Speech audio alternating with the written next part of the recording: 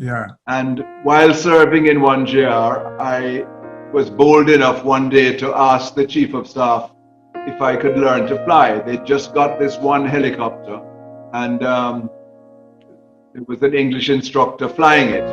I was stationed in Newcastle, and I was there when he arrived in the helicopter. Over lunch, I was chatting about the helicopter and so on, and I said, Major Whittington, is there any chance of me being allowed to, as a local officer, to fly the helicopter? Having never flown anything, never had any interest in aviation, just infantry. Mm-hmm. And he said, yes, of course, you have to apply. And I applied, and that's another story. I applied and got through and started my training.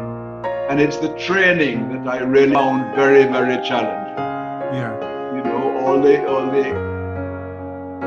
hands-on flying was one thing, but the exams you had to pass to get your air law and your theory of flight and everything else, and my licenses, and learning to fly. Now, in the early days, I still had the job of assistant adjutant, but in the afternoon I was allowed to go off and fly. Mm. So I would go down to the air wing in my boots and hose tops and short pants and fly this helicopter, learn to fly. And flying a helicopter, especially if you had no previous experience, is not easy, especially those old-fashioned helicopters. And so that was my biggest challenge, to physically master the controls of this helicopter. You wanted to stay in the hover, you would hover and sit in the helicopter, trying to hold it still. But if you thought about moving it, it would move. You didn't move your hands, it would move. Right. Yeah. This way and that, and gradually it came, so I felt more confident with hovering.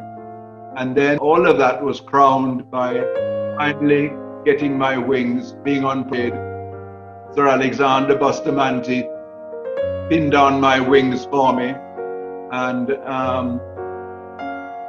then I took it from there. Can I ask, were you the first local officer to learn to fly? Yes. Oh, wow. First local officer to be trained. First officer in the JDF to be trained in Jamaica. Mm. After that, they all went to Canada.